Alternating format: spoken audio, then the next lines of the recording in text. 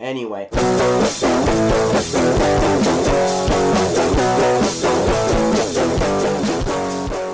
Hey guys, welcome to another episode of What Mark Spins, my vinyl collection series. I'm gonna be working on my Weezer review in a little bit, but I figured that I'd bang out one of these real quick, going through the E's and the F's, so let's get this thing started. So going off last time when I started off with the solo album by a Who member, we got John Entwistle, Too Late the Hero. I probably wouldn't have got my hands on it if it wasn't part of that initial collection that was handed down to me. This album's from like the mid-80s, I believe. I think this was like his last solo album to like have any kind of dent in the charts at all. In fact, I think the title track from this is like his only song to chart from what I saw. I won't say it's bad by any means. Like, John's bass playing, obviously, he's one of the like, iconic bass players of, you know, the 60s and 70s and all that. So that's going strong on this. And his singing's pretty good. It's funny because he didn't really sing that much in the Who outside, you know, Boris the Spider, which I can do pretty well because my throat is kind of crap at the moment.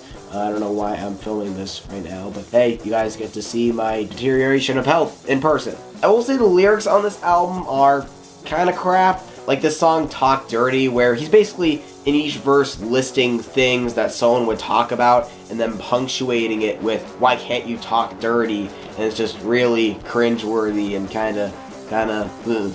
And then the song Dancing Master is this weird, like, 7 years out of date disco bandwagon moment that is just really confusing. Again, there are some great moments on here. The title track is definitely worth going to. That's probably a song I'll link in the description, and a few other really good ones. But something I noticed about this album in particular is, and this is a fun thing about having vinyl, is the packaging.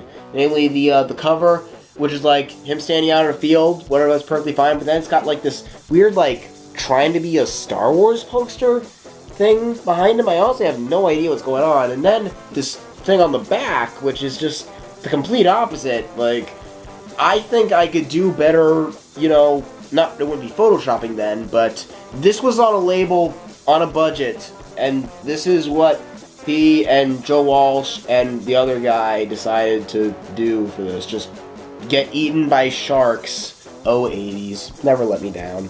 And let me down you have not. So one thing that I try to do with this vinyl collection is to be sincere with it, you know? I don't want to get stuff ironically, but I saw this in the dollar bin at M Theory, and I just couldn't resist, because this is kind of a pioneering album in a way, because it defined a term like 15 years before it would come into relevance.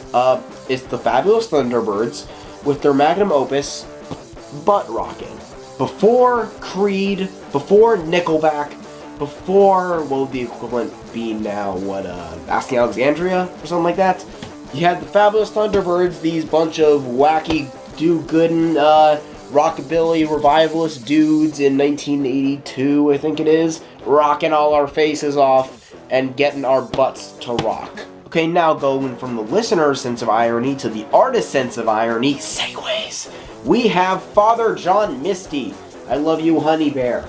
This is one of my favorite things in this whole collection. It was this $40 freaking deluxe vinyl package of one of my favorite albums from last year, and it was so worth it. When you open it, you get this like pop-up thing, which admittedly was cooler because, see, usually when I first got this, you open it and it plays like a music box version of the title track, I Love You Honey Bear. I forgot what I was doing, but I was kind of tampering around with the mechanics of this, and I wound up breaking the sound. So now it just looks cool visually, but not auditorially, which is sad. And obviously I'm not going to get a new one of these because I'm $40, my budget. And that's not even getting into the inserts, so we got the lyrics here just spread across this big old poster thing. I just love how he toes the line between self-aware snark and irony and just a sweet guy, you know, that just wants love. Most artists that try to do stuff like that fail miserably, but this guy does good. Oh, and that's not even getting into the actual discs, the actual wax. This is beautiful. And we got two of these. We got this one, then we got this blue and purple and pink one. God, I love me a good color vinyl. Maybe that is how they price gouge the kids nowadays, but I don't care. I'm suckered into it all the way, baby. Oh, and one more really cool thing is he gives an instruction guide, an instruction manual for what to do when you're listening to each song on this thing. I'm not going to list it because it's like an actual instruction manual. It just gives like crazy instructions for what to do when you listen to each song. The exercises for listening. I'm sure someone like, you know, scanned them, put them online if you want to look that up. This is just such a fantastic album. It just hit all my lyrical sweet spots. Father John Misty, I love you, Honey Bear. Even if you think you aren't into like folksy, classic, Baroque pop type stuff, still give this a listen. You are going to, if not love it, at least appreciate it immensely. Moving on. Next one will be a little more brief about. It's The Firm's first album. The Firm, for you guys who don't know, it's an 80s supergroup formed with Paul Rogers from Bad Company and Jimmy Page. Sometimes, a little behind the scenes thing, sometimes I re-listen to these albums if I don't really remember anything about them. I really re-listen to them before doing these videos.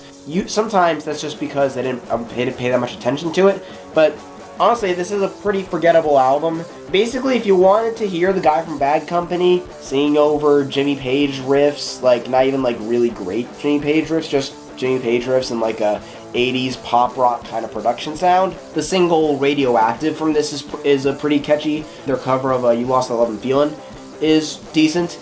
But other than that, it's not really something that's worth coming back to. The letter that gets the most room in this cool logo here is the silent one. I don't know why, that just really bugs me. Anyone else? And then moving on to the Foo Fighters Saint Cecilia EP that came out last year. So some of you guys might know I was a little disappointed by Sonic Highways because it set out for these huge ambitions and only came out just an okay Foo Fighters album. I actually think this EP has about as many like standout tracks as the Sonic Highways album. It has 5 songs and they're all really good. I think this is kind of a return to form for them, honestly. This is really worth going back to. It's got a lot of flashbacks to their first couple albums. Not too much to say, just solid EP from Foo Fighters. Next up we got Peter Frampton, Frampton's Camel. Yes, a studio album from Peter Frampton, because the only album that people really come back to from him is his live album that has those versions of Do You Feel Like We Do and Baby I Love Your Way, Show Me the Way, all those classic, kind of overplayed classic rock songs, but you know, they're still good. I've never really been a live album guy, so I figured I'd seek out one of his studio albums, and yeah, it's pretty good. I'm not gonna go too much into it. It's just a solid classic rock album. These guys look like cool British dudes. And finally, on the block today, we have the Frights. You are going to hate this.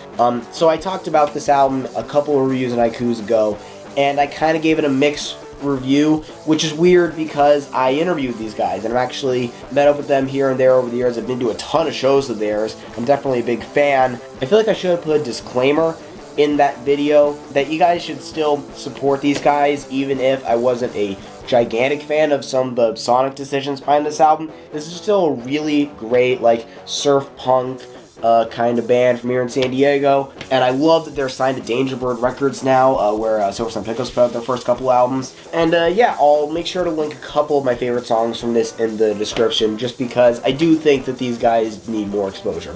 And that's it for this episode of What Mark Spins. I'm gonna be maybe doing one more this month. I'm not really sure, but stay tuned. Bye.